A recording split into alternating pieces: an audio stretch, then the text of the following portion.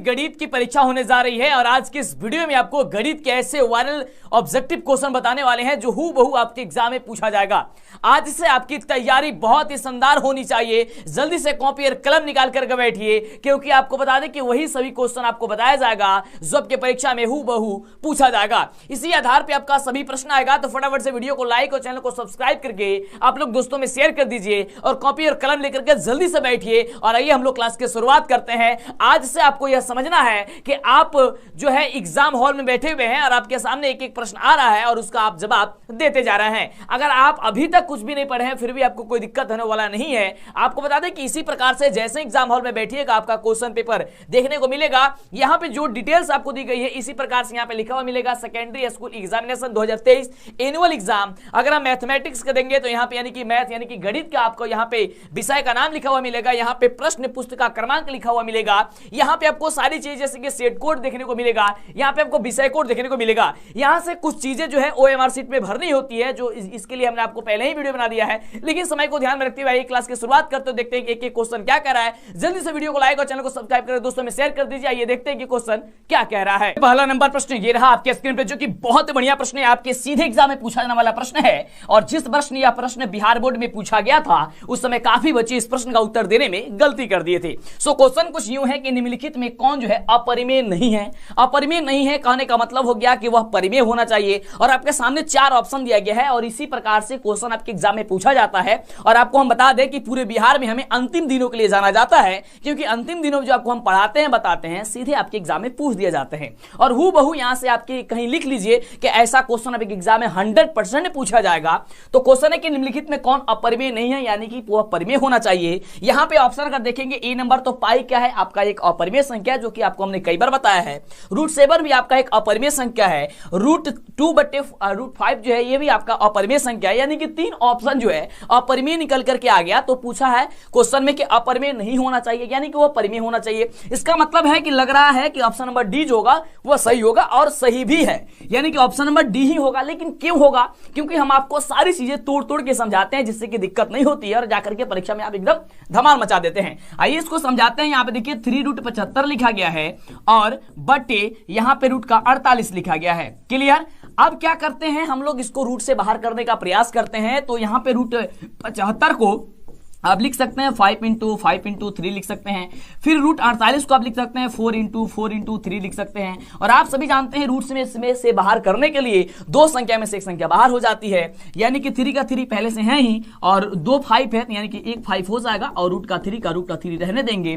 फिर यहां से 4 जो है 2 5 4 है, एक 4 बाहर हो जाएगा और रूट का 3 हो जाएगा। अब रूट 3 से रूट 3 कट जाएगा, बचेगा क्या चीज? 15 15/4 15/4 क्या हो गया आपका एक परिमेय संख्या हो गया, यानी कि आपका ऑप्शन जो हो जाएगा वो डी नंबर आपका बिल्कुल सही जवाब हो जाएगा। तो इस तरीके से क्वेश्चन आएगा ही, तो आपको इस तरीके से क्वेश्चन का जवाब दे देना है और आपको डरना नहीं है बाबू, लड़ना है, क्योंकि अब समय आपके पास काफी ही कम है। चलिए अगला क्वेश्चन देखिए।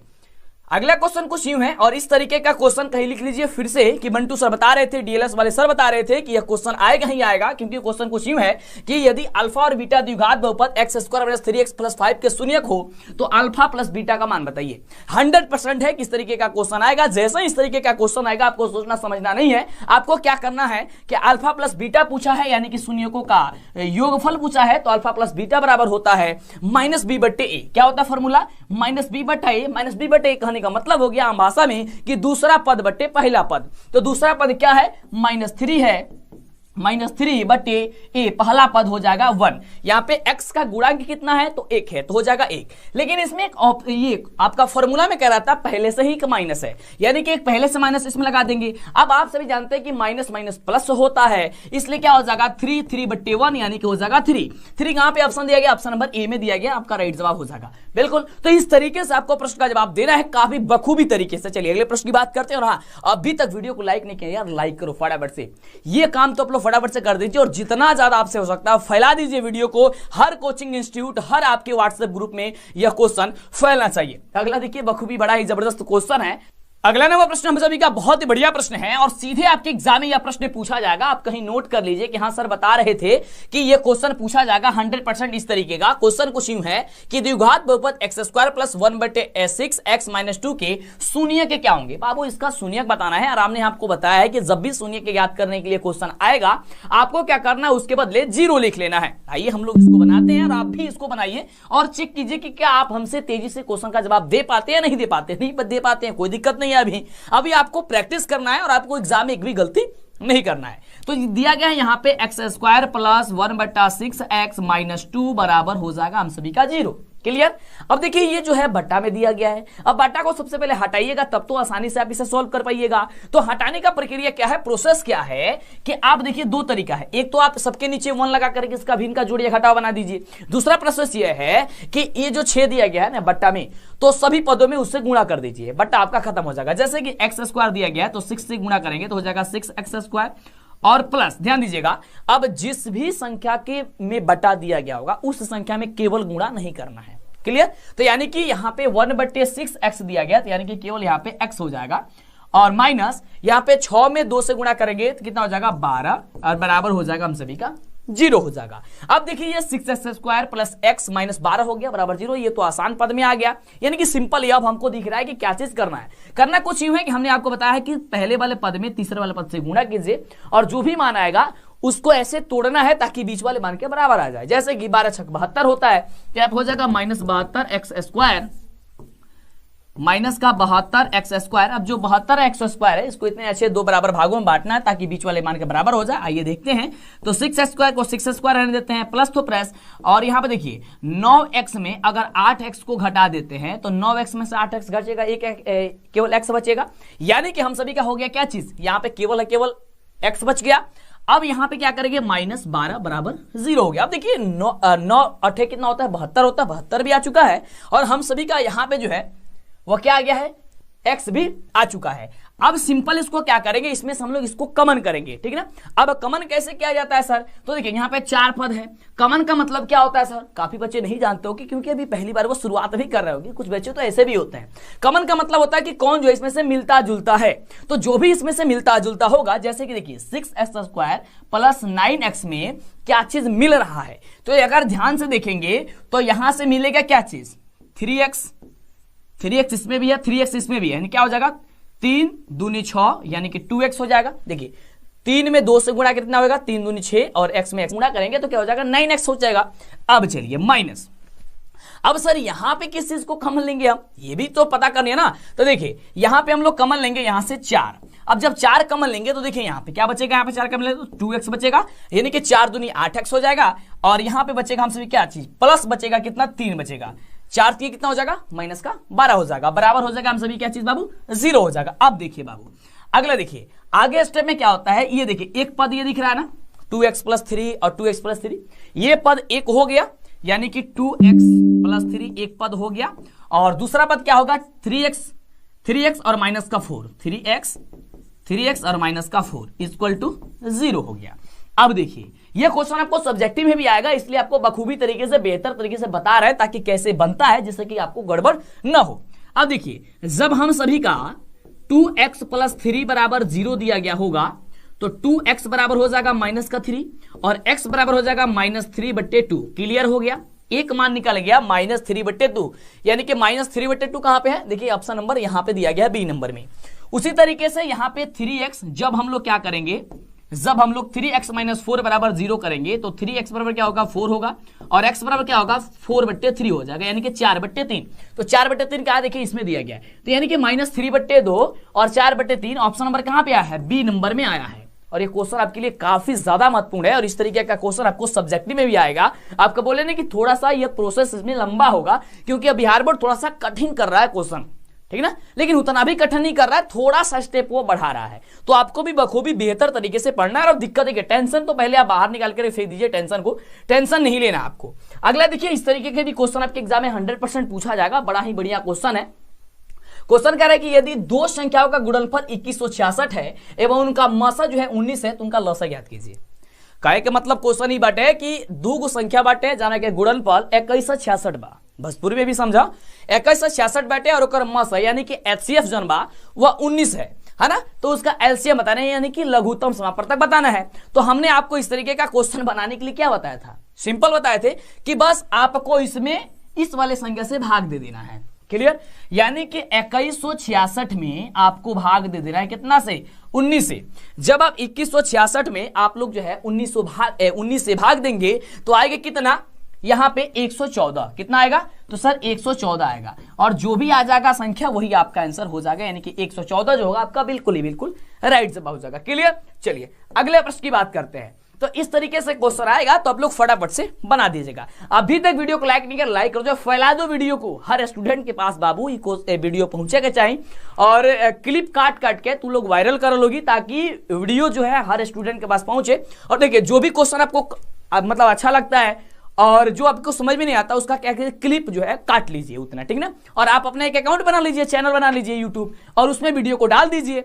इससे क्या होगा कि व्यू देखने के चक्कर में उस वीडियो को प्ले करके देखिएगा आप, तो देखिएगा तो क्या होगा, उस वीडियो का जो आंसर होगा यानी कि उस क्वेश्चन का जो आंसर होगा बखूबी बेहतर तरीके से आप समझ पाइएगा, ठीक है। चलिए तो इस तरीके से करिए। कॉपीराइट वाला वीडियो आपसे डिलीट मतलब होता है कि आप लोग कॉपीराइट मार देंगे, कॉपीराइट हम नहीं करते हैं, ठीक ना, वो काम हम नहीं करते हैं। जो भी अपना है आप डालिए, उससे हमको कोई मतलब नहीं रहता, ठीक ना। अच्छी बात है कि आप डालेंगे और अपना तैयारी भी करते रहेंगे आप लोग। चलिए अगला, यदि बहुपद p इंटू एक्स का एक गुणांक है, एक गुणनखंड है x + 1 हो तो बहुपद p इंटू एक्स का एक शून्य क्या होगा। देखो बहुत बढ़िया क्वेश्चन है, यानी देखिए कहने का मतलब ये है, कहे का मतलब क्वेश्चन ई बटे कि हाई एगो बहुपद के देले बटे का चीज गुणनखंड देले बटे और कहता है कर x के एगो शून्य के का होई। तो जब भी हमने आपको बताया था कि इस तरीके से क्वेश्चन आएगा बखूबी इसके बराबर आप लोग 0 कर लीजिएगा, यानी कि x + 1 बराबर क्या कर लीजिएगा 0, x बराबर बाबू क्या हो जाए और पक्षांतरित करवा तब माइनस के 1 हो जाए, यानी कि ऑप्शन क्या हो जाएगा आप सबके देखिए ऑप्शन नंबर ए हो जाएगा कि x बराबर -1 होगा। तो क्लियर, इस तरीके से बाबू बहुत ही जबरदस्त तरीके से आप लोग इसको वीडियो ये क्वेश्चन आप लोग बना सकते हैं। चलिए और शेयर कर दीजिए फटाफट से। चलिए अगला नंबर प्रश्न बहुत ही बढ़िया प्रश्न है कि समीकरण निकाय 6x - 2y + 9 बराबर 0 और 3x - y + 12 बराबर 0 का आलेख दो सरलरेखाएं है, जो कि यहां से क्या होगा, यानी कि वह संपाती होगा या समानांतर होगा या केवल एक बिंदु पर प्रतिच्छेद करेगी या फिर इनमें से कोई नहीं। इसका सही जवाब जो होगा वह क्या होगा आपको बताना है। तो जब भी इस तरीके का क्वेश्चन आएगा, और आएगा ही, आपको हम बता दें कि इस तरीके का क्वेश्चन 100% आएगा। इसको बनाने के लिए सबसे पहले आपको a1/a2 बराबर b1/b2 बराबर c1/c2 ये बात आपको क्लियर करना होगा, यानी कि ये बात आपको ये चीज मान आपको निकालना होगा, यानी कि a1/a2 तो क्या हो जाएगा हम सभी का, यानी कि 6 हो जाएगा 3 बराबर b1/b2 तो -2 हो जाएगा, b2 का मान क्या है -1 बराबर c1/c2 यानी कि 9 हो जाएगा 12। क्लियर, अब कटाइए 3 दूनी 6 माइनस माइनस कट जाएगा प्लस बराबर क्या हो जाएगा 2 में 1 से भाग देंगे हो जाएगा 2। अब बराबर इसको कटाइए 3 3 का 9 4 3 12 3 बटे कितना होगा 4 हो गया। यानी आप देख रहे हैं कि a1/a2 बराबर है b1/b2 और बराबर नहीं है c1/c2, यानी कि देख सकते हैं यहाँ पे 2 बराबर है और 1 बराबर नहीं है, तो ये क्या होगा इसका कोई भी हल नहीं आएगा, यानी कि इसमें क्या होगा यहाँ इनमें से कोई नहीं, यानी कि कोई भी हल बोल रहा है, इनमें से कोई नहीं, इसका जवाब हो जाएगा। चलिए अगले प्रश्न की बात करते हैं। अगला प्रश्न आपके स्क्रीन पे है, बहुत बढ़िया प्रश्न है और इस तरीके का क्वेश्चन 100% आपके एग्जाम में आएगा और अधिकतर क्वेश्चन इस तरीके का 2-3 सालों से यह क्वेश्चन आपको इस तरीके से पूछा जा रहा है। क्वेश्चन कुछ यूं है, कह रहा है कि यदि a बराबर दिया गया है 2 का घात 3 × 3 × 5 और b बराबर दिया गया 2 का घात 5 और 5 × 7 तब लसा क्या होगा। और बहुत बार क्वेश्चन पूछा है मसा, लघुत्तम समापवर्तक के जाए क्या पूछ दिया है मसा, लेकिन इसमें आपको लसा पूछा है, तो मसा पूछा जाता है वो भी आपको हमने बता दिया। अब लसा पूछा जाएगा तो आपको क्या करना है, लसा का मान हो गया जो आपका यहां से जो मान होगा ये आपको न्यूनतम सबसे अधिकतम ये जो न्यूनतम मान होता है वो आपको बताना है।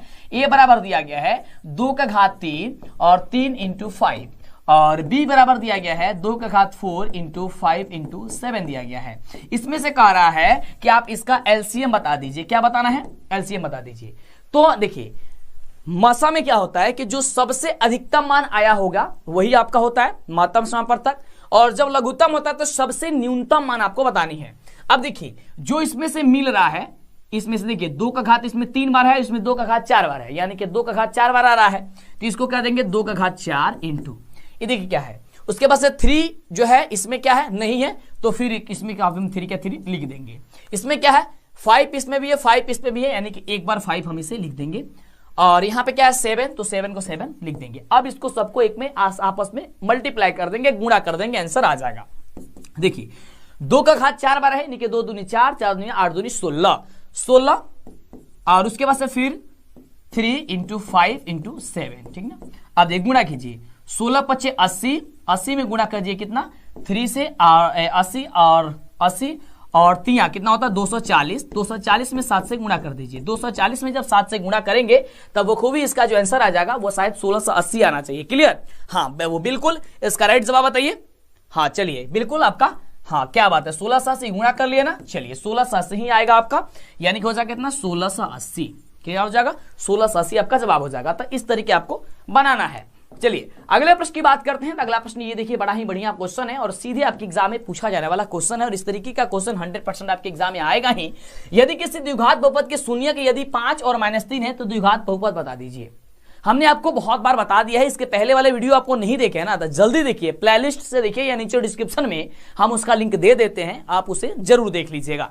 चलिए हर एक वीडियो देखिए जिससे कि दिक्कत ना हो। तो देखिए ये क्वेश्चन आपको कहीं लिख लीजिए कि मंटू सर बता रहे हैं कि ये क्वेश्चन आपके 100% आपके एग्जाम में आएगा ही आएगा। तो जैसे ही ये क्वेश्चन आपके एग्जाम में आएगा आपको बखूबी क्या करना है ध्यान दीजिएगा।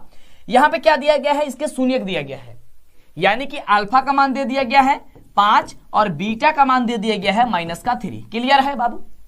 अब चलिए जब अल्फा का मान 5 दिया गया है, बीटा का मान -3 दिया गया है, तो सबसे पहले आपको यहां से क्या करना है अल्फा प्लस बीटा ज्ञात कर लेना है और अल्फा इंटू बीटा मान ज्ञात कर लेना है। क्लियर? अब देखिए अल्फा प्लस बीटा यानी कि 5 अल्फा का मान दिया गया है, बीटा का मान दिया गया -3, क्या हो जाएगा 2 हो जाएगा। और अल्फा इंटू बीटा यानी कि 5 गुणे -3, क्या हो जाएगा 5 -15। अब देखिए अल्फा प्लस बीटा का मान निकल गया, अल्फा इंटू बीटा का मान निकल गया। जब यह मान निकल गया तो बस एक छोटा सा फॉर्मूला याद कीजिएगा कि द्विघात बहुपद बराबर होता है, द्विघात बहुपद बराबर होता है x² minus alpha plus beta into x plus alpha into beta. ये आपका एक फॉर्मूला होता है। अब बैठा दीजिए x² तो x² माइनस तो माइनस अल्फा प्लस बीटा का मान क्या आया है बाबू, तो कहेगा सर 2 आया है, तो बस 2 लिख दीजिए और into x plus alpha into beta बाबू कितना आया है, तो -15। यहाँ पे आप -15 लिख दीजिए। क्लियर?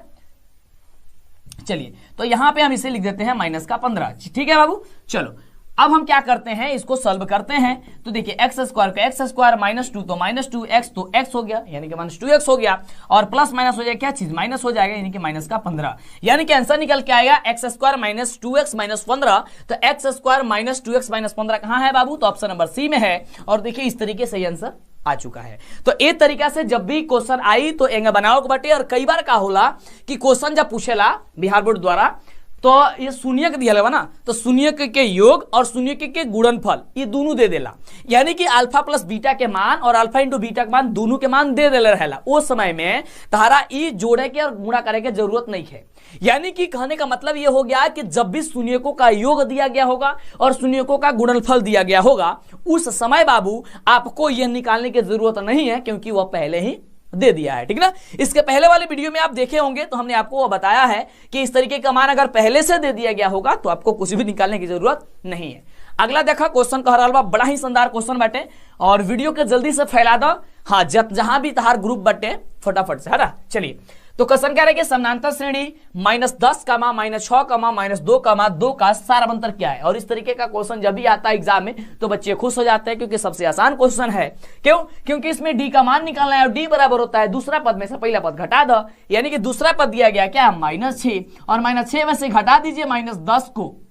और इस तरीके का क्वेश्चन आता है तो बच्चे तो खुश हो जाते हैं, लेकिन सबसे ज्यादा गलती इसी में करते हैं।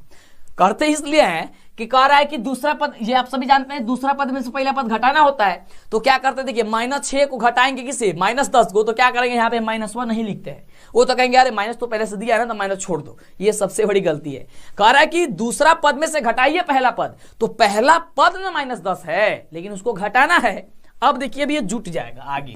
देखिए -6 का -6 प्लस माइनस क्या होता है, प्लस होता है, अब हो जाएगा 10। अब देखिए अब -6 हो गया और प्लस का 10 हो गया। क्लियर? तो अब क्या आंसर निकलेगा सर, 4 आएगा। तो बिल्कुल बाबू 4 आएगा। तो 4 कहां पे है, तो 4 दिलेवा ऑप्शन नंबर बी में। तो ऑप्शन नंबर बी जो बा आपका राइट जवाब हो जाए, है ना? चलो, तो ये तरीके से जब क्वेश्चन आई तो पेपर के खोपड़ी में एकदम छेद करेगा बाटे। बिल्कुल, अब सिक्का उछल चुका है, हेड भी आपका होगा और टेल भी आपका होगा। जब तक रिकॉर्ड टूटेगा नहीं तब तक साथ छोड़ने वाले नहीं है। अगला क्वेश्चन, निम्नलिखित में कौन द्विघात समीकरण नहीं है? इसमें से जो कौन है वह द्विघात समीकरण बाबू नहीं है। ध्यान से देखेंगे और इस तरीके का क्वेश्चन, हाँ बाबू, आपके एग्जाम में 100% सिक्योर रहिए कि आएगा ही आएगा। कह रहा है कि इसमें से द्विघात समीकरण नहीं है। तो देखिए ऑप्शन, ये देखिए द्विघात समीकरण के रूप में दिख रहा है, यानी कि ax² + bx + c के रूप में दिख रहा है, और ये भी आपका दिख रहा है। लेकिन देखेंगे ये वाला आपका ax² + bx + c के रूप में नहीं दिख रहा। क्यों नहीं दिख रहा सर?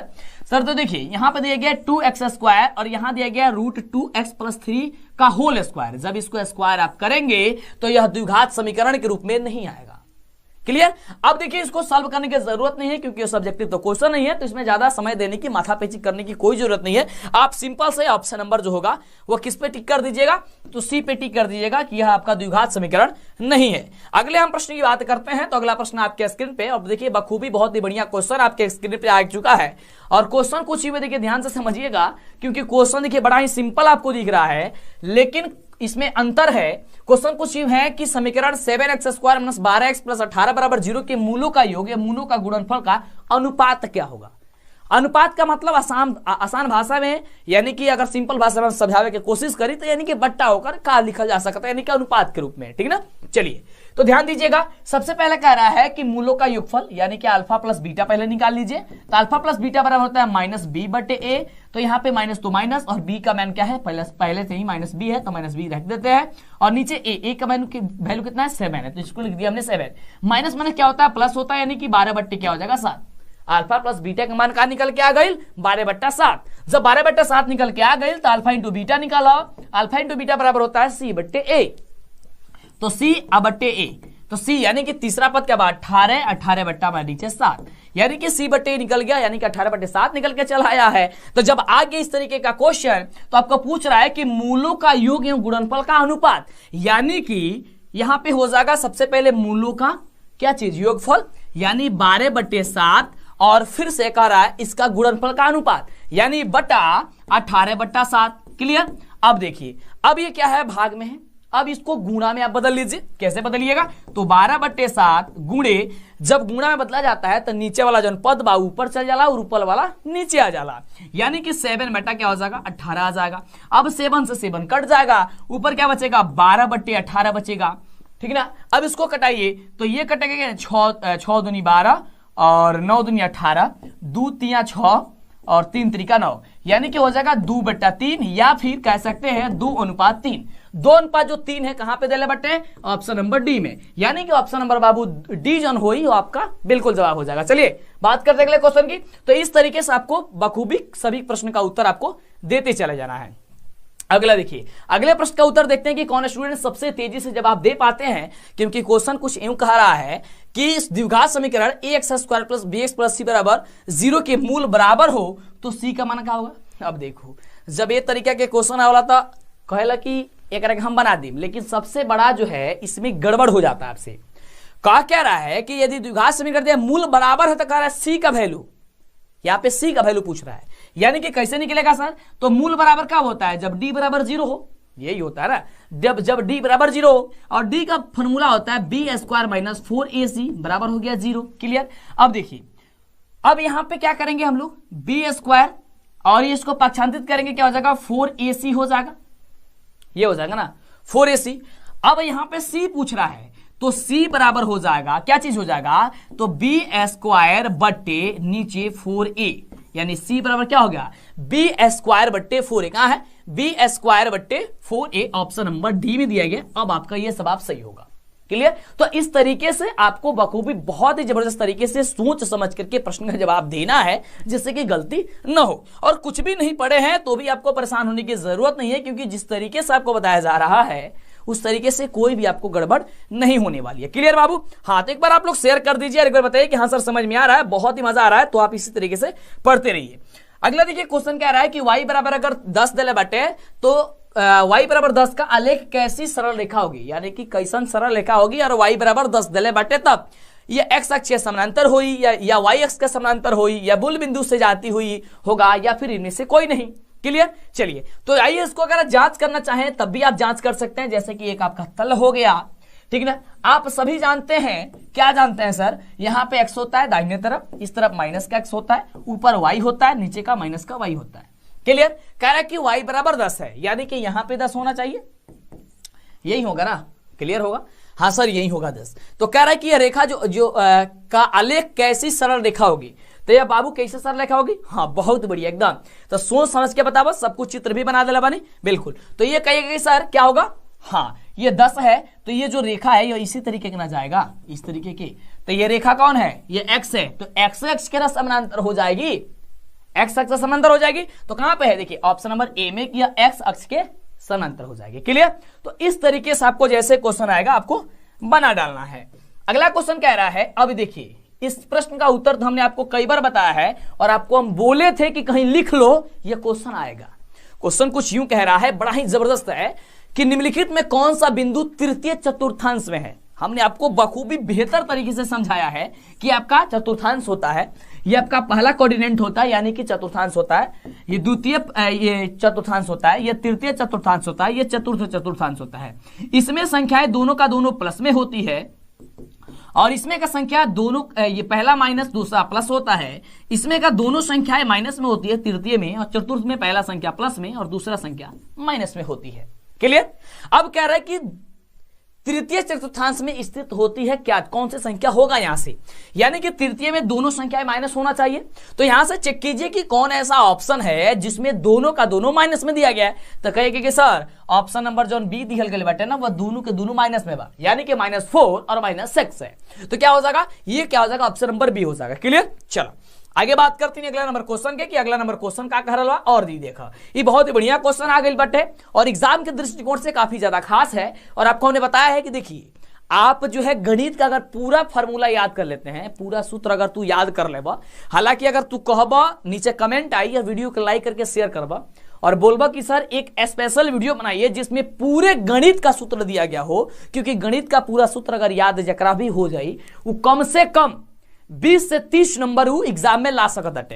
कैसे कि खाली फार्मूला ही 10 से 15 नंबर के पूछ दिया जाला और फार्मूला के ही आधार पर सारा क्वेश्चन बनेला। अगर खाली फार्मूला ही याद हो की तो बहुत सारा क्वेश्चन आप बना सकते हैं, ठीक ना। चलिए तो आप हमें नीचे कमेंट करके बताइए, वीडियो को लाइक कर दीजिए, चैनल को सब्सक्राइब कर लीजिए, जिससे आगे से वीडियो मिला करे आपको, और हम आपको एक स्पेशल वीडियो बना देंगे जिसमें पूरा गणित का आपको सूत्र दिया गया होगा।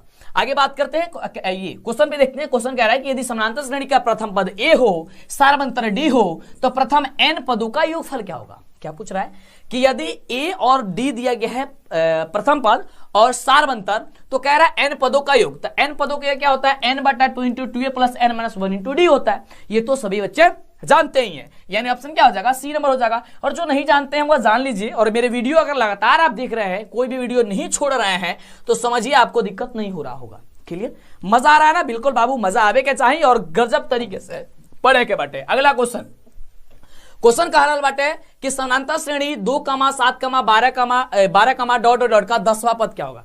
हाँ बाबू, जब भी ए तरीका के क्वेश्चन पूछल जाई तो हम तरह के का कहला बानी, बहुत ही बखूबी तरीके से बताया ना। बिल्कुल ये काफी इजी होता है और ये 100% आपके एग्जाम में आएगा। 10वां पद, 15वां पद, कोई भी पद निकालने के लिए आपको क्या करना, लिखना है ए प्लस और जितना भी पूछा गया होगा, जैसे 10वां पद पूछा है, 10 में से को घटा दो, कितना होगा सर 9, तो लिख दो 9 और उसमें गुणा कर दो डी से। क्लियर। अब आप सभी जानते हैं कि सर ए कौन होता है, तो ए होता है प्रथम पद यानी कि 2 प्लस 9 गुणे डी। डी क्या होता है, डी वही होता है जो दूसरा पद में से पहला पद घटा देते हैं, यानी कि दूसरा पद 7 बार, 7 में से 2 के घटा दो, 7 में से 2 के घटाई बका हुई 5 हुई। तो आप इसको गुणा करके जोड़ दीजिए, तो 2 + 2 का 2। अब देखो गुणा करने में इसको गलती मत करना, सबसे पहले अगर भाग दिया गया होगा तो भाग किया जाता है, उसके बाद गुणा किया जाता है ना। तो इस तरीके से बनाया जाता है, ये नहीं कि 9 को 2 को जोड़ दिया, 11 को 11 में 5 से गुणा कर दिया, तब तो हो जाए गड़बड़, है ना। सबसे पहले 9 × 5 = 45, अब 45 में 2 जोड़बा तो हो जाए 47, और 47 जोन बा उ राइट जवाब हुई ऑप्शन नंबर सी में। तो जोड़ने और घटाने में भी काफी बच्चे गड़बड़ करते हैं, ये सीख लीजिएगा। सबसे पहले गुणा कीजिएगा और गुणा करने के बाद से तब 2 जोड़िएगा। ऐसा नहीं कि पहले 2 दले बाटे तो 2 में जोड़ दिया 9 के, 9 में गुणा कर दिया 5 से, तो 9 और 2 का हो जाए 11 हो जाए, 11 में से 5 से गुणा कर 11 × 5 हो जाए 55, है ना। तो ये हो जाएगा आपका गड़बड़। तो ऐसा नहीं, पहले 9 में 5 से गुणा कीजिए तो हो जाएगा 45 और 45 में दूसरे गुणा करिए जोड़िएगा, हो जाएगा 47। अगला देखिए, अगला देखा बाबू, अगला क्वेश्चन बड़ा ही बढ़िया क्वेश्चन बा। और ई क्वेश्चन के देख के कुछ लोग कही कि हम बना दें और कुछ लोग कही कि अरे ये तो समझे में नहीं क्या क्वेश्चन का कह रहा बा। क्वेश्चन बाबू यूं है कि समानांतर श्रेणी 14, 9, 4, -1, -6 डॉट डॉट डॉट का एनवा पद, एकर एनवा पद का होई। तो तू सभी जानत रह कि एनवा पद बराबर फॉर्मूला क्या होला, एनवा पद a + n - 1 × d होता है ना। क्लियर, ये एक सूत्र होता है, आप याद कर लीजिएगा, याद नहीं होगा तो। क्लियर, अब चलिए कह रहा एनवा पद ज्ञात करना ही है, तो एनवा पद एनवा पद रहने देते हैं। ए का मान क्या है 14 प्लस n, n के जगह क्या है n ही रहने देते हैं, -1 × d। d बराबर क्या होता है, तो दूसरा पद में से पहला पद घटा दो, तो 9 में से 14 को घट जाए तो क्या बची, 9 × 5 = 14, 5 बचता है ना, इसको कर देते हैं यहाँ पे 5। क्लियर, अब देखिए 14 तो 14, 5 में n से गुणा करेंगे क्या हो जाएगा 5n हो जाएगा, माइनस क्या हो जाएगा 5 में 1 से गुणा करेंगे हो जाएगा 5। क्लियर, अब देखिए 14 गो और यहाँ पे 5 गो घट जाए, क्या हो जाए 9 × 5 = 14, 14 को एक मिनट, ये माइनस का 5 होगा ना, गड़बड़ बताए थे ना। 9 में से 14 घटी तो 5 तो हो ही, लेकिन माइनस के 5 हो ही, यानी कि -5 यहाँ पे होगा, तो माइनस क्या हो जाएगा यहाँ पे माइनस प्लस हो जाएगा। अब ध्यान दीजिएगा, तो 14 और 4 कितना हो गया 19, 19 + 5n, 19 + 5n बाबू कहाँ दिला बा, तो 19 + 5n दिया है ऑप्शन नंबर ए में। क्लियर, तो इस तरीके से आपको बनाना है क्वेश्चन और इस तरीके से क्वेश्चन का जवाब आपको आ जाएगा। क्लियर, चलो अगला क्वेश्चन देखिए। अगला नंबर प्रश्न बहुत ही बढ़िया प्रश्न है कि समानांतर श्रेणी 2, 7, 12, डॉट डॉट डॉट का 10 पदों का योगफल बताइए। योगफल यानी कि एसन बता रहे हैं, आइए बताते हैं इसको।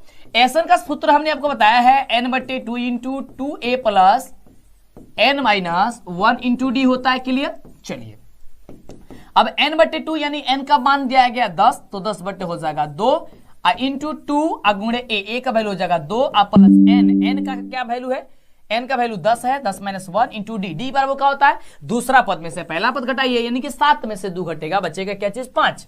ठीक है, इसको ब्रैकेट से बंद करते हैं।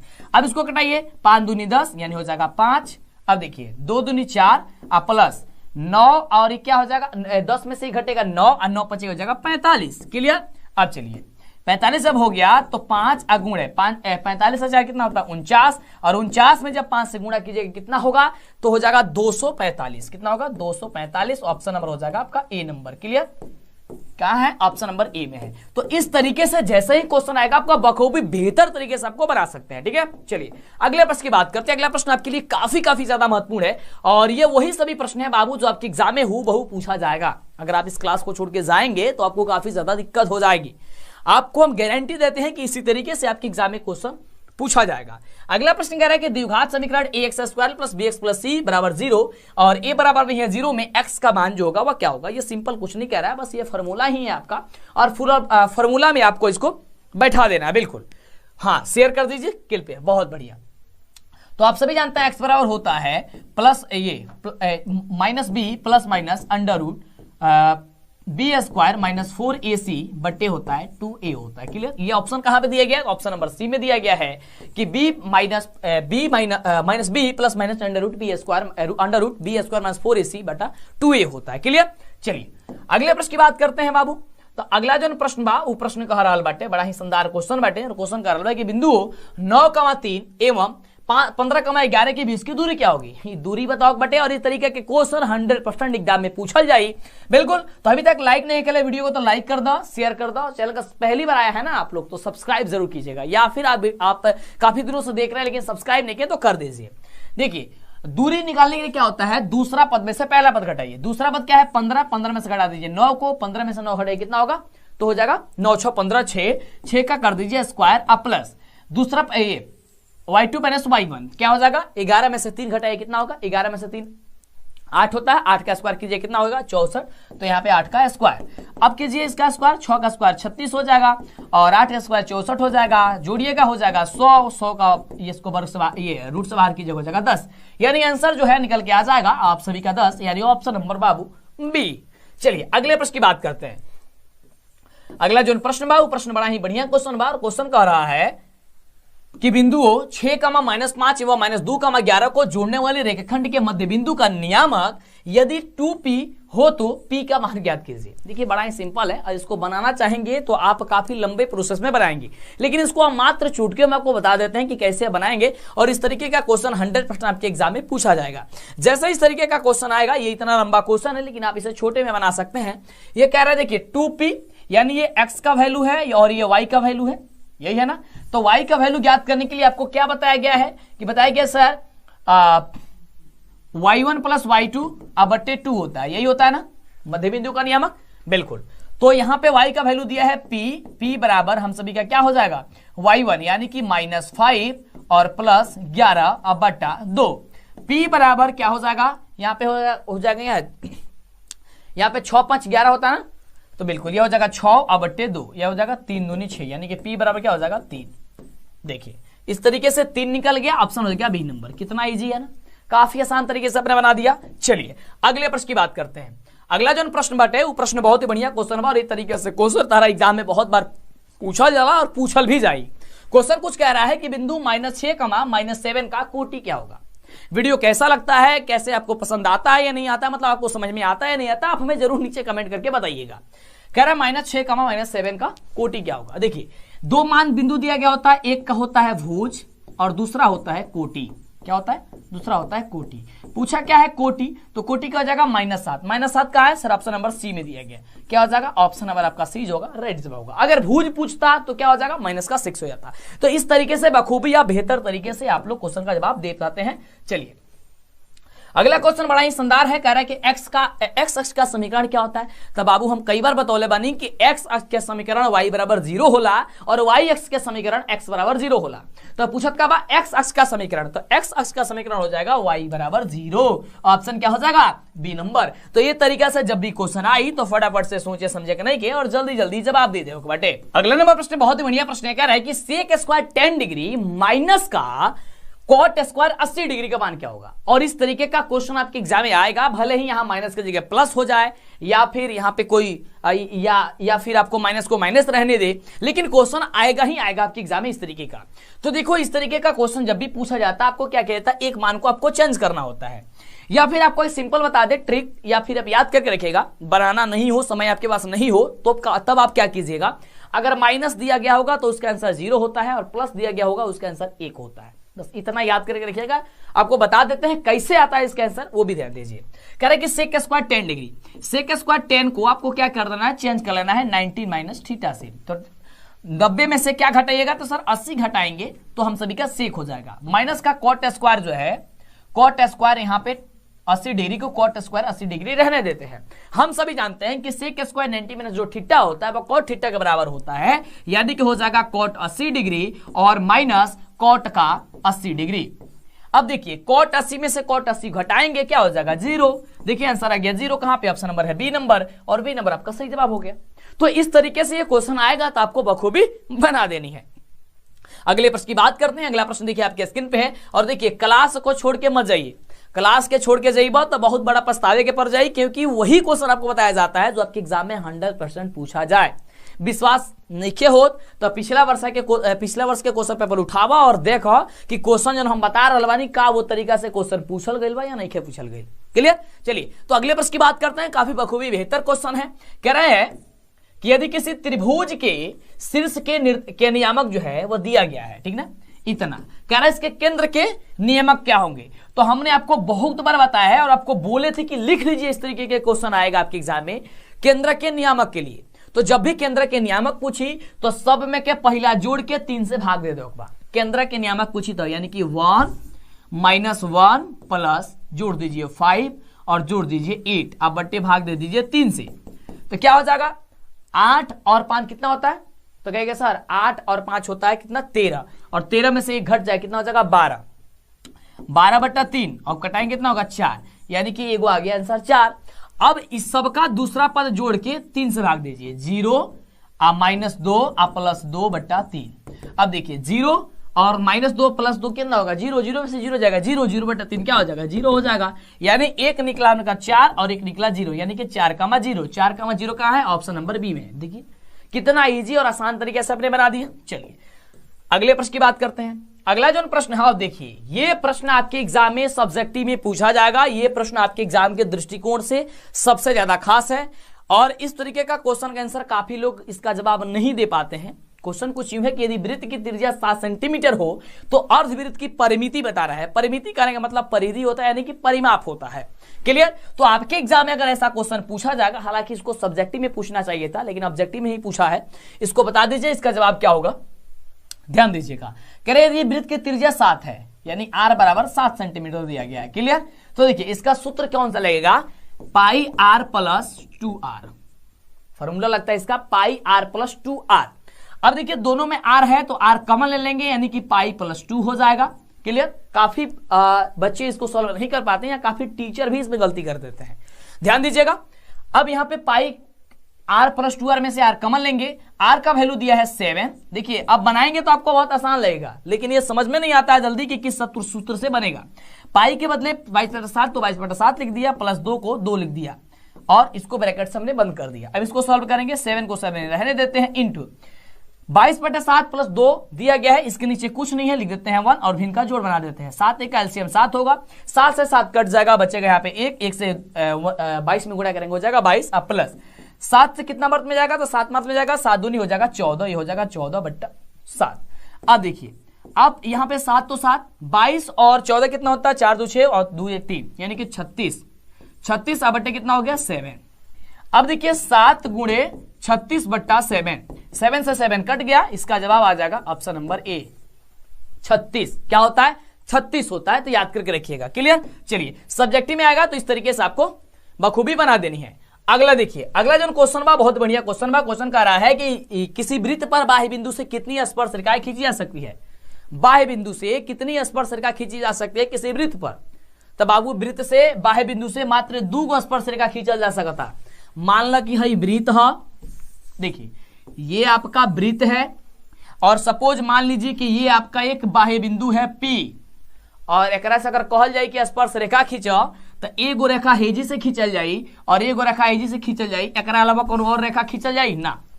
यानी कि बाह्य बिंदु से केवल 2 ही रेखा खींचा जा सकता है। और अगर पूछे कि इस वृत्त से कितनी स्पर्श रेखाएं खींची जा सकती है तो वृत्त से अनंत स्पर्श रेखाएं खींची जा सकती है, लेकिन बाह्य बिंदु से पूछेगा, एक बाह्य बिंदु से मात्र 2 को खींचा जाएगा। अगर 2 बाह्य बिंदु दे दिया था तो हाँ बिल्कुल, तो आप समझ सकते हैं। चलिए अगले प्रश्न की बात करते हैं। अगला प्रश्न बखूबी बड़ा ही जबरदस्त क्वेश्चन है और ये देखिए ये फार्मूला वाला क्वेश्चन है और आपको हमने बोला ना कि अगर आप फार्मूला केवल याद कर लेते हैं तो समझिए कि बहुत सारा क्वेश्चन आप लोग सॉल्व कर देंगे। हाँ क्लियर, बहुत बढ़िया तरीके से, कोई दिक्कत नहीं होगा। तो देखिए क्वेश्चन है कि 1 प्लस कॉट स्क्वायर थीटा किसके बराबर होता है। 1 प्लस कॉट स्क्वायर थीटा, तो 1 प्लस जो कॉट स्क्वायर थीटा होता है वो कोसेक स्क्वायर थीटा के बराबर होता है। किसके बराबर होता है, कोसेक स्क्वायर थीटा हो जाएगा ऑप्शन सी नंबर। अगले प्रश्न की बात करते हैं। देखिए इस तरीके का क्वेश्चन आपके एग्जाम में 100% पूछा जाएगा। प्रश्न कह रहा है कि 10 यानी कि 10 10 इंटू 10 15 यानी कि 15 और 10 75 और 10 80 डिग्री का मान क्या होगा। जब भी इस तरीके का क्वेश्चन पूछेगा तो इसका मान केवल एक ही होगा। अगर कहिएगा कि सर इसको बना करके बता दीजिए तो भी आपको हम बना करके बता देंगे। करना क्या है कि आपको 4 पद दिया है ना, 4 पद में से 2 पदवा को क्या कर दीजिए, चेंज कर दीजिए tan 90 माइनस थीटा से, और जैसे ही tan 90 माइनस थीटा से चेंज कीजिएगा तो इसका वैल्यू 1 निकल करके चला आएगा। क्लियर? चलिए आगे बढ़ते हैं अगले क्वेश्चन की ओर। ये सब्जेक्टिव में आएगा तो भी उस समय भी आपको हम बता देंगे। अगला जो क्वेश्चन बाटे वो क्वेश्चन कह रहा और इस तरीके के क्वेश्चन 100% पूछा जाए एग्जाम में। क्वेश्चन कह रहा कि यदि tan थीटा बराबर √3 है तब सेक थीटा का हुई। tan थीटा बराबर √3 बा, देखिए यहां से tan थीटा बराबर √3 है। अब आपको सबसे पहले ये याद करना है कि tan में किसका मान जो है वो √3 होता है। तो tan 60 का जो वैल्यू होता है, tan 60 का जो वैल्यू होता है वो √3 होता है। कितना होता है, √3 होता है, √3 होता है, यानी कि 60 डिग्री हो जाएगा। tan 60 में √3 का मान हो जाएगा, यानी कि थीटा का बदले क्या निकल गया, 60 डिग्री।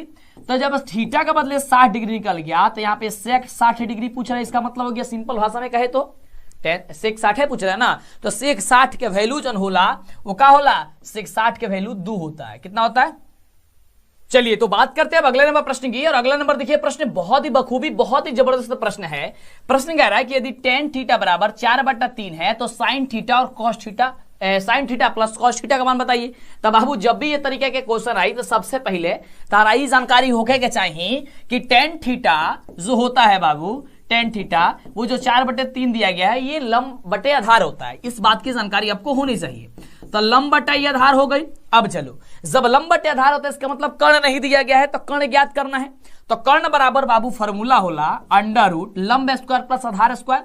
तो लंब के स्क्वायर नीचे 4 के स्क्वायर प्लस 3 के स्क्वायर। क्लियर। अब देखो 4 का स्क्वायर 16 और 3 का स्क्वायर 9, 16 9 होला 25 और 25 का वर्गमूल निकल के ये रूट से बाहर करेंगे हो जाएगा आपका 5, यानी कि कर्ण का मान 5 आ गई। क्वेश्चन का पूछा था sine theta plus cos theta, तो साइन थीटा बराबर आ जाएगा क्या चीज, लंब बटे कर्ण होता है ना, तो लंब का वैल्यू है 4 अब बटे कर्ण हो जाएगा 5।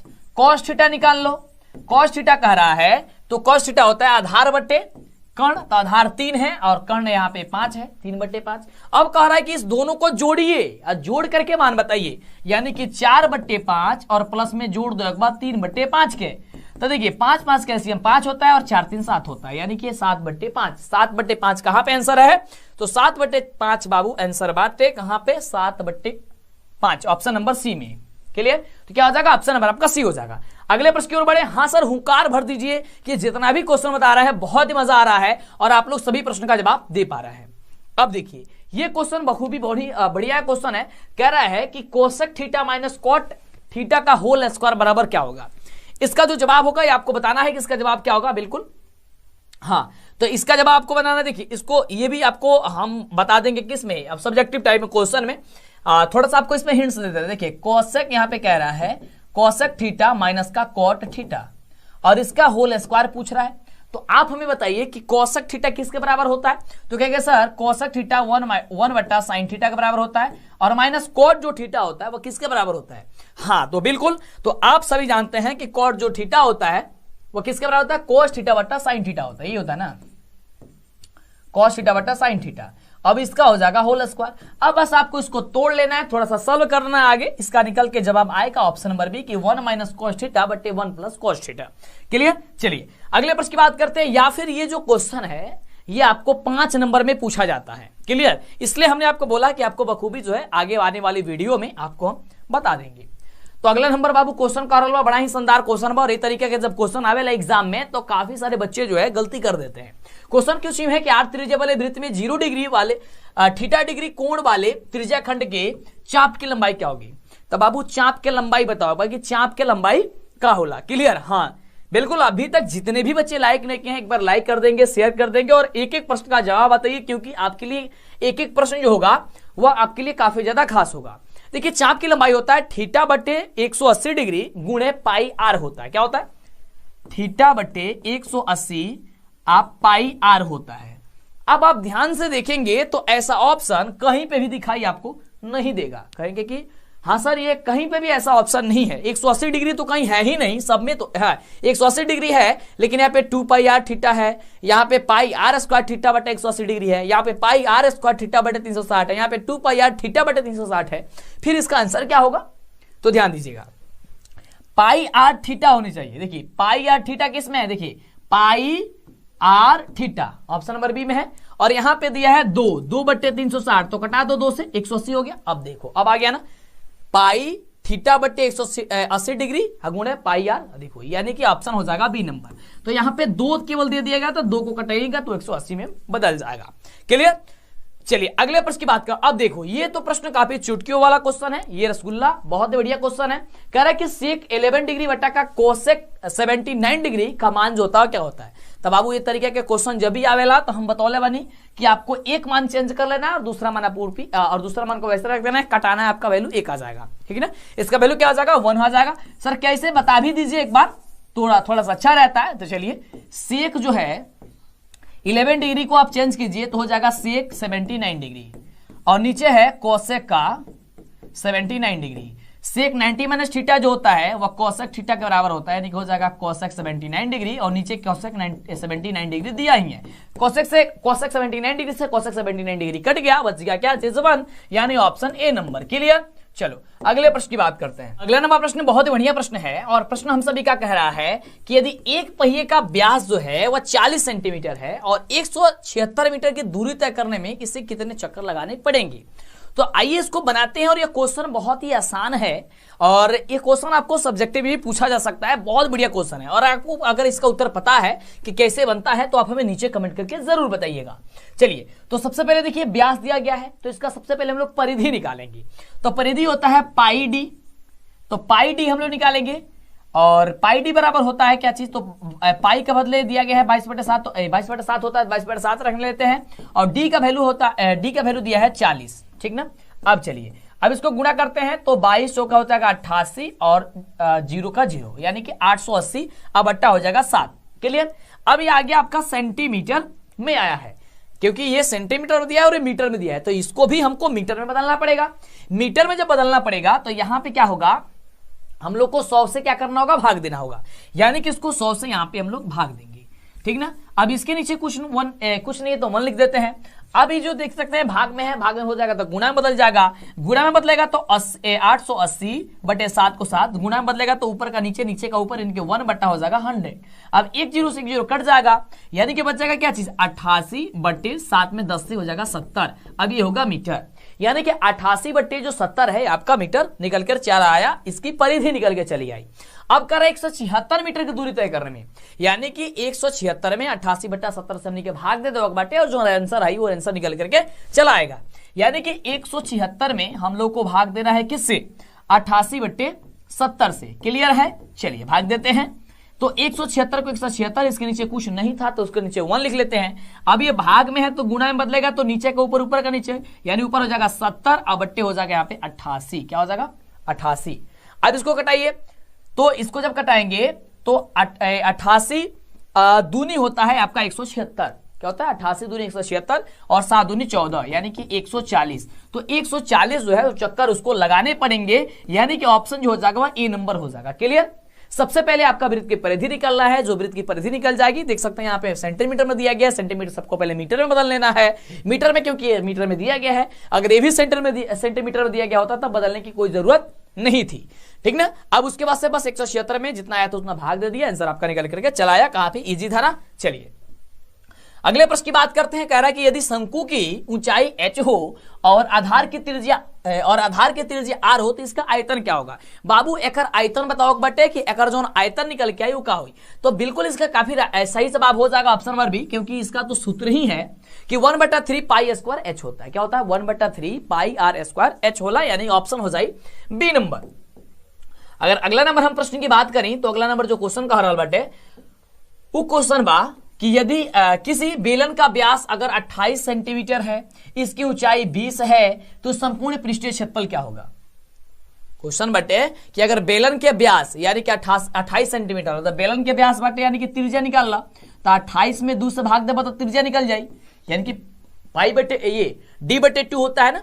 चलिए तो ये हो जाएगा आपका 14, यानी कि r का वैल्यू जो निकल गया, r का वैल्यू ये आपका 14 निकल गया।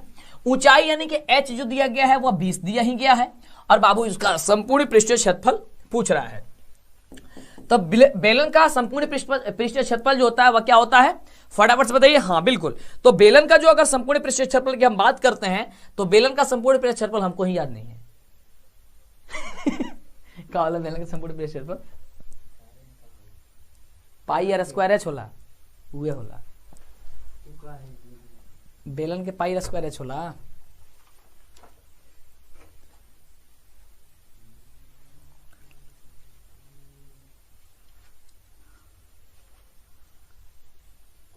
बेलन संपूर्ण 2πr² + 2πr एगो 2πr * r + s। हां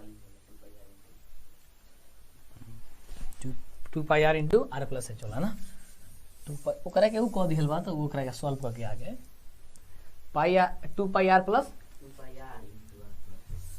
2πr अगला नंबर द प्रश्न देखिए, बहुत ही बढ़िया प्रश्न है, एकरा के लिख देता, लिख एकरा के 37 नंबर। अगला नंबर प्रश्न देखिए, बहुत ही बढ़िया प्रश्न है। कह रहा है कि किसी बेलन का व्यास अगर 28 सेंटीमीटर है और इसकी ऊंचाई जो है वह 20 सेंटीमीटर है, तो इसका संपूर्ण पृष्ठीय क्षेत्रफल क्या होगा। ये बहुत ही आसान क्वेश्चन है और इसका देखिए, इसका सूत्र क्या होता है, 2 pi r into r plus h होता है ना। क्या होता है, 2 pi r into r plus h होता है। तो यहां पे आर का तो वैल्यू दिया नहीं है, व्यास दिया है, तो व्यास हम लोग त्रिज्या निकालेंगे यानी कि आर निकालेंगे। तो आर बराबर हो जाएगा 28/2 यानी कि हो जाएगा 14। क्या निकल गया, 14। यानी आर का वैल्यू बस हम लोग को यहां से निकल के आ गया। तो इस वाले सूत्र पे हम लोग को आसानी से बैठा देना है। क्या सूत्र था, तो 2 pi r into r plus h था। क्लियर। तो 2 को 2, पाई के बदले होता 22/7, आर के बदले 7 कितना निकला 14 इंटू फिर आर यानी कि 14 प्लस एच का वैल्यू कितना है 20। कर लिए। चलिए अब देखिए यहाँ पे 7 दूनी 14 और 22 दूनी 44 और दूनी 88, 88 हो गया ना। 22 दूनी 44 और 44 दूनी 88 और इंटू 14 और 20 कितना होता है, तो 14 और 20 होता है 34। कितना होता है 34। यानी कि अब 88 में गुणा कर दीजिए 34 से। जब 88 में आप 34 से गुणा करेंगे और जो भी आपका आंसर आएगा वही आपका राइट जवाब हो जाएगा। हाँ, तो फटाफट से आप लोग गुणा करके बताइए इसका राइट जो जवाब होगा क्या होगा। हाँ, 37 नंबर प्रश्न का, बहुत बढ़िया बाबू। 37 नंबर प्रश्न का जवाब जो होगा वह क्या होगा, 28 में 34 से केवल गुणा कर दीजिए। तो 28 और 34 में गुणा करेंगे तो 2992 आना चाहिए इसका आंसर, सेंटीमीटर स्क्वायर में आएगा। यानी कि 2992 जो होगा वो आपका राइट जवाब हो जाएगा, जो कि ऑप्शन नंबर बी दिया गया है। क्लियर। चलिए, तो इस तरीके से आप लोग फटाफट से इस तरीके का क्वेश्चन आप लोग बना दीजिएगा। अगला जो क्वेश्चन है ये बड़ा ही जबरदस्त क्वेश्चन है और कह रहा है कि यदि किसी गोले की त्रिज्या 3 गुनी हो तो उसका आयतन क्या होगा। अगर बाबू, अगर कोनो गोला बटे, अगर ओकर त्रिज्या जो बटे वो 3 गुना बढ़ जाता टे तो ओकर क्षेत्रफल, ये सॉरी आयतन पूछ रहा है। हाँ, बहुत बढ़िया। आयतन बाबू पूछ रहा है कि आयतन जो है कितना गुना हो जाएगा। अगर 3 गुना बढ़ रहा है तब, तो 3 गुना बढ़ रहा है तो उसका आयतन हो 27 गुना हो जाएगा। 3 3 का 9, 9 3 27 गुना। चलिए अगले प्रश्न की बात करते हैं। अगला देखिए क्वेश्चन, ये सारा का सारा क्वेश्चन आपको हूबहू आपके एग्जाम में एकदम टकराने वाला क्वेश्चन है, क्योंकि आपको वही सारे क्वेश्चन बताया जा रहा है। ये क्वेश्चन पेपर से, प्रीवियस ईयर क्वेश्चन पेपर से लिया गया क्वेश्चन है जो आपके एग्जाम में पूछा जाता है। अगला देखिए क्वेश्चन कह रहा है कि किसी घन के विकर्ण, देखिएगा, कह रहा है कि किसी घन का विकर्ण की लंबाई अगर 6√3 सेंटीमीटर है तो इसका संपूर्ण क्षेत्रफल। तब बाबू जब भी ये तरीके के क्वेश्चन पूछी कि संपूर्ण पृष्ठ क्षेत्रफल क्या होगी और अगर विकर्ण दले बटे, तो सबसे पहले तो भुजा पता होगा चाहिए। तो इसकी भुजा बराबर होता है √3a, √3 गुणे भुजा होता है ना, √3 इंटू भुजा होता है, यानी भुजा बराबर, यहां पे देखिए कह रहा है कि इसकी विकर्ण की लंबाई दे दी है 6√3, यानी कि √3 से √3 कट जाएगा। भुजा बराबर हो जाएगा हम सभी कितना, तो कहेगा कि सर भुजा बराबर हो गया 6। अब कह रहा है कि इसका संपूर्ण पृष्ठीय क्षेत्रफल क्या होता है। तो बाबू आप सभी जानते हैं कि किसी घन के संपूर्ण पृष्ठीय क्षेत्रफल होता है 6 गुणे भुजा स्क्वायर, 6 गुणे भुजा स्क्वायर। अब भुजा का बदले का 6 बा, तो हो जाएगा 6 और 6 का स्क्वायर हो जाएगा 36 और 36 में 6 से गुणा कर दीजिए। तो 36 में 6 से गुणा किया 6 जाएगा 36 के 6 और 6 3 18 और 18 और 3 216, 216 होना चाहिए इसका आंसर। क्या हो जाएगा 216। ऑप्शन क्या हो जाएगा बी नंबर। क्लियर। चलिए, तो 200 हो जाएगा 16 आंसर, ऑप्शन नंबर बी। तो इस तरीके से बाबू क्वेश्चन आएगा, 100% आएगा। और अगर अभी से आप मिस करेंगे, पूरा वीडियो नहीं देखते हैं, तो आप बहुत बड़ी गड़बड़ कर रहे हैं, है ना। चलिए अगले देखिए। हाँ, अभी तक जो भी बच्चे वीडियो को लाइक नहीं किए, लाइक कीजिए यार। इतनी मेहनत से, और जो गणित जो है आपको इतना कठिन लगता है और इतनी आसान भाषा में आपको जब बताया जा रहा है, तो समझिए कि आपको पढ़ने समझने की जरूरत बहुत ज्यादा है। और इसको लाइक करना, शेयर करना आपका फर्ज बनता है, ताकि हर एक बच्चों के पास पहुंचे, क्योंकि काफी सारे बच्चों के पास नहीं पहुंच पाया है। और हो सकता है कि यहीं आप एक बार शेयर कर दें तो उनका भविष्य जो है वह बन सके, क्योंकि वह गणित में काफी ज्यादा बच्चे डरते हैं और डर को हम बाहर निकाल करके आपको उस तरीके से बखूबी तरीके से बता रहा है जिससे दिक्कत ना हो। अगला नंबर प्रश्न देखिए, बहुत ही बढ़िया प्रश्न है। कह रहा है कि यदि किसी शंकु के वक्र पृष्ठीय क्षेत्रफल जो है वह 880 सेंटीमीटर स्क्वायर है और त्रिज्या 14 सेंटीमीटर है, तो तिर्यक ऊंचाई बता देनी है। बहुत ही बढ़िया क्वेश्चन, और इसको देखिए ध्यान से। कह रहा है कि किसी शंकु के वक्र पृष्ठीय क्षेत्रफल 880 सेंटीमीटर स्क्वायर है, यानी कि इसका संपूर्ण पृष्ठीय क्षेत्रफल होता है पाई आर एल बराबर दे दिया है 880 सेंटीमीटर स्क्वायर। पाई के बदले आप सभी जानते हैं 22/7 होता है। आर के बदले क्या हो जाएगा तो 14 हो जाएगा, क्योंकि त्रिज्या दिया गया है और एल हम लोग को निकालना है, तो एल को एल रहने देते हैं, बराबर 880 दिया गया है। अब देखिए 7 दूनी 14, 22 दूनी 44, 44 L बराबर हो जाएगा 880। इसलिए L को ही हम लोग तिर्यक ऊंचाई कहते हैं। L बराबर हो जाएगा 880 बटे 44, 44 दूनी 88 और 0 का 0 20, यानी कि इसकी तिर्यक ऊंचाई जो निकल के आएगी वो 20 निकल के आएगी। ऑप्शन नंबर हो जाएगा क्या चीज, बी नंबर। अगले हम प्रश्न की बात करते हैं। तो अगला प्रश्न कह रहा है हम सभी का बड़ा ही शानदार क्वेश्चन है। ये देखिए 41 नंबर क्वेश्चन, और ये माध्यक माध्यिका से क्वेश्चन आपके एग्जाम में बहुत बार पूछा जाता है। क्वेश्चन कह रहा है कि 7, 3, 5, 8, 6, 10, 9, 12 का माध्यिका क्या होगा। जब भी आपसे बाबू माध्यक ये माध्यिका पूछा जाएगा, ठीक है ना, तो आपको सबसे पहले इसको आरोही या अवरोही क्रम में सजाना है, बैठाना है। आप कहेंगे बच्चों की काफी सर आरोही या आरोही क्रम क्या होता है, यानी कि घटते बढ़ते क्रम।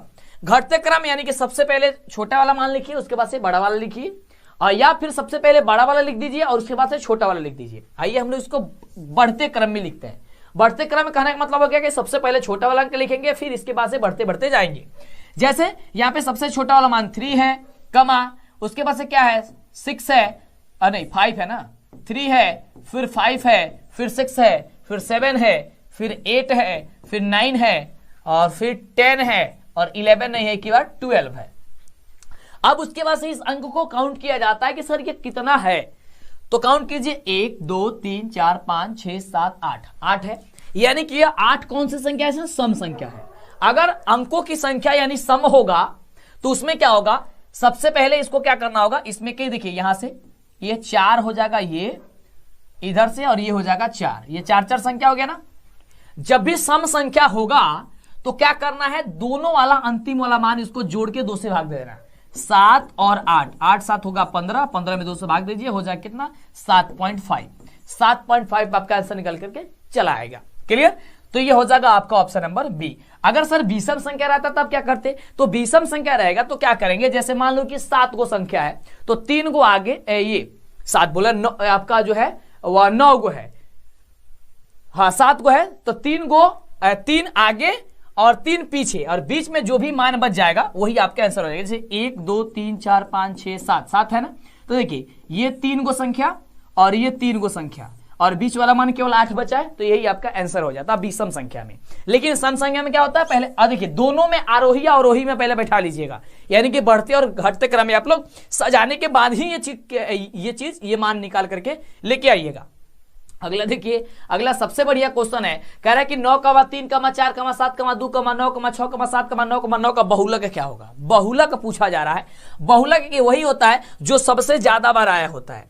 तो बताइए कि कौन ऐसा अंक है इसमें से 42 नंबर क्वेश्चन में जो सबसे ज्यादा बार आया है, सबसे ज्यादा बार। तो कहेगा कि सर देखिए यहाँ पे 9 है, यहाँ पे भी 9 है, यहाँ पे भी 9 है, यहाँ पे भी 9 है, यानी कि जो है वह 4 बार 9 आया है, 4 बार 9, यानी कि सबसे ज्यादा 9 आया है, तो 9 ही आपका आंसर हो जाएगा, ऑप्शन हो जाएगा डी नंबर।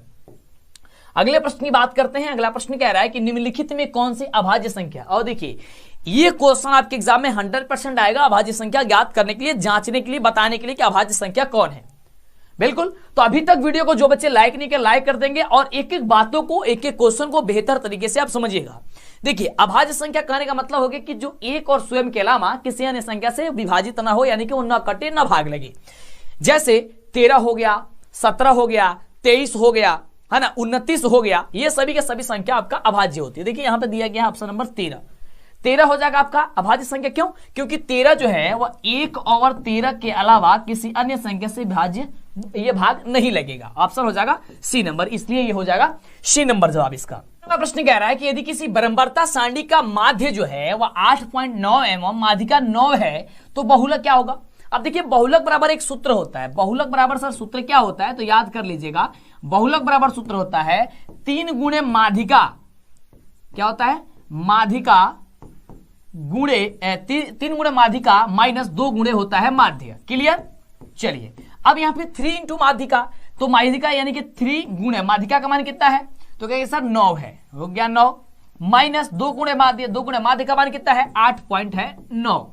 अब गुणा कीजिए 9 3 27 माइनस 2 में गुणा कीजिए 8.9 से, तो 17 पॉइंट कितना होगा 8 होगा। क्लियर, अब 27 में से घटा दीजिए 17.8, तो कितना होगा 9 पॉइंट आपका हो जाएगा 2। 9.2 कहां पे ऑप्शन है? ऑप्शन नंबर सी में है, इसलिए आपका ऑप्शन सी नंबर आपका राइट जवाब हो जाएगा। क्लियर? चलिए अगला प्रश्न की ओर बात करते हैं। अगला प्रश्न हमसे भैया क्या कह रहा है? अब चलिए अगला प्रश्न कह रहा है कि समानांतर माध्य ज्ञात कीजिए 19 और 25 का। जब भी समानांतर माध्य ज्ञात करने के लिए पूछे तो कुछ नहीं किया जाता है, आप इसको दोनों को जोड़ करके 2 से भाग दे दीजिए, यानी 19 और 25 को जोड़ के 2 से भाग दे दीजिए, यानी कि 9 5 14 का 4 और 2 3 1 हो जाएगा 4/2, यानी कि हो जाएगा 22। ठीक ना, यानी ऑप्शन हो जाएगा बी नंबर। तो समानांतर माध्य ज्ञात करने के लिए कुछ ज्यादा सोचने की जरूरत नहीं है, आपको आप दोनों को जोड़कर 2 से भाग दे देना होता। अगला देखिए, ये क्वेश्चन तो हमने आपको पिछले वाले वीडियो में बता दिया था कि घटना ई पी इंटू ई और पी इंटू नहीं ई की प्रयेकता जो होती है वह क्या होती है, यानी कि इसके बराबर क्या होता है, तो वह बराबर 1 होता है। यानी कि प्रयेकता का जो वैल्यू होता है और प्रयेकता होने के प्रयेकता नहीं होने की वैल्यू जो होती है, यानी कि जोड़ा जाए उसको, तो 1 से ज्यादा वह नहीं होता है। चलिए अगला नंबर प्रश्न कह रहा है कि 2 सिक्कों के उछाल में 2 शीर्ष आने की प्रयेकता क्या होगी? 2 शीर्ष, अब 2 को जब सिक्का उछाला जाएगा तो 8 को परिणाम होगा, और 2 को शीर्ष, तो 2 को शीर्ष यानी कि 2/8 कितना हो जाएगा? 1/4। 1/4 कहां है? ऑप्शन नंबर डी में है। क्लियर? चलिए अगले प्रश्न, अगला नंबर प्रश्न कह रहा है कि यदि ए और बी अभाज्य संख्या हो तो ए बी का लसाअ क्या होगा? और ये तो क्वेश्चन आपको कई बार बताया गया है कि ए और बी अगर अभाज्य संख्या हो तो ए बी का जो ये ए बी का लसाअ होता है वो ए इंटू बी होता है, यानी कि ए बी होता है। क्या हो जाएगा? ऑप्शन नंबर सी हो जाएगा। चलिए अगले प्रश्न की बात करते हैं। अगला प्रश्न हम सभी का क्या कह रहा है? तो अगला जो प्रश्न है वह प्रश्न हम सभी का कह रहा है यहां पे कि निम्न में कौन सी घटना की प्रयेकता नहीं हो सकती है, यानी कि घटना की प्रयेकता कौन नहीं हो सकती है? आपको पता है कि घटना की प्रयेकता वही नहीं होगी जो 1 से ज्यादा होगी या फिर कम होगी, पूरा एकदम माइनस में। तो देखिएगा ऑप्शन नंबर डी में दिया गया 7/6। 7/6 होगा, ये कभी भी प्रयेकता नहीं हो सकती है। ऑप्शन क्या हो जाएगा? डी नंबर हो जाएगा। किसी घटना की प्रयेकता ये नहीं हो सकती है। ठीक ना, तो इस तरीके से आपने देखा पूरा 50 क्वेश्चन जो आपके एग्जाम के दृष्टिकोण से काफी ज्यादा खास था, और ये वही सभी प्रश्न था जो आपके पिछले कई वर्षों से पूछा जा रहा है, और यह प्रीवियस ईयर क्वेश्चन पेपर से आपको बताया गया क्वेश्चन है, और इसी आधार पे आपका क्वेश्चन पूछा जाएगा। और इसके आगे अगर आप वीडियो नहीं देखिए, पूरा वीडियो कंटिन्यू देखिए। और आपको पता है कि अंतिम दिनों के लिए हमें जाना जाता है, क्योंकि अंतिम दिनों में आपको इतनी गजब की और शानदार तैयारी कराते हैं जिससे कि दिक्कत नहीं होता है। तो चेहरे पर मुस्कान लेकर के आइए मेरे प्यारे साथियों, अब सिक्का उछल चुका है, हेड भी आपका होगा।